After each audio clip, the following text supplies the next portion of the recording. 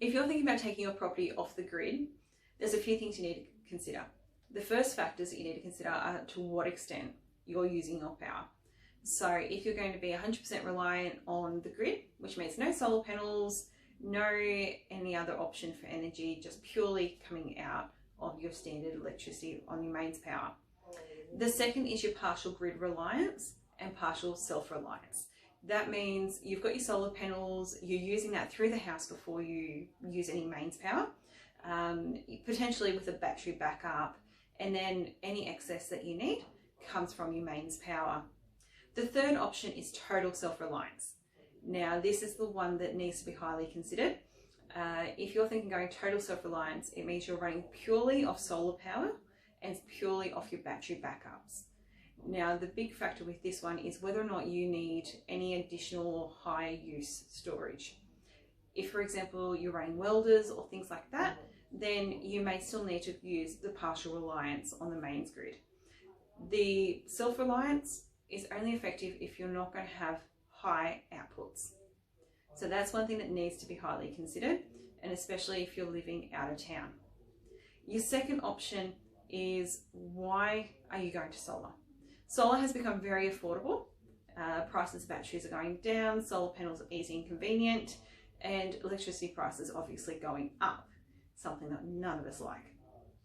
So you just need to decide why you're using the solar power. It certainly can be cost efficient, and as I say, there's options there where you can go partial reliance on both and still cost effective. That will appeal still to buyers. They're going to reduce the electricity bill if you're going to sell your property. Buyers are going to see it as a positive, but they've still got the option to be able to use that mains power if they need to for backup. The other considerations that you need to make is the paybacks.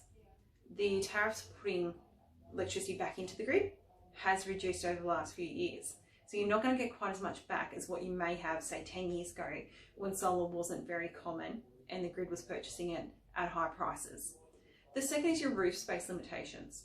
Depending on which way your house faces, how much space is actually on your roof. For example, a 2-bedroom versus a 5-bedroom home.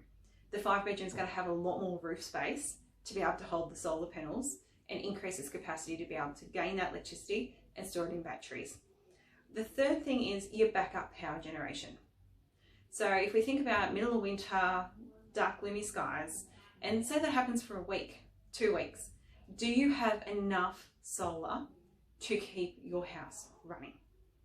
This is a big factor. If you've got a big home and you're thinking going fully reliant, then you may not have enough backup storage. So that's one thing that you really need to look at. Changes in your lifestyle certainly is also something. If you're going to have to expand your house, expand your usage, work from home, for example, at the moment, most of us are back at work, in the office, so we're not at home all through the day. So there's going to be plenty of solar battery getting backed up then. But if we're at home like we were a few months ago, then we're going to be using a lot more of that storage straight through the house instead. The other option is to how much you're going to need if you have excess visitors.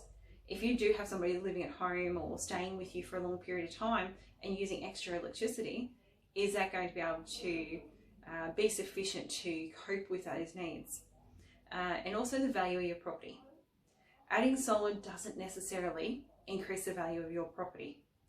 It may make it more appealing to buyers, but it doesn't just necessarily increase the value. Are you going to get that return out of it for yourself and for the buyers? Some people may look at battery systems as not being suitable for them and may look at the fact they need to connect mains power. That could obviously be an extra cost and something that they're not willing to pay extra for. So make sure you take all these factors into consideration. We have popped a link under the video so you can have a read through, go through all those in fine detail and make sure your decision is made with the most information that's available. If you have any questions, there's plenty of solar providers here in town. Some fantastic locals are now offering it. You don't need to go out of town, which is fantastic as well. So any questions, feel free to give them all a buzz, have a chat to them and make sure you make your decision wisely. If you have any questions about the use of solar and the sale of your property, we'd love to speak to you.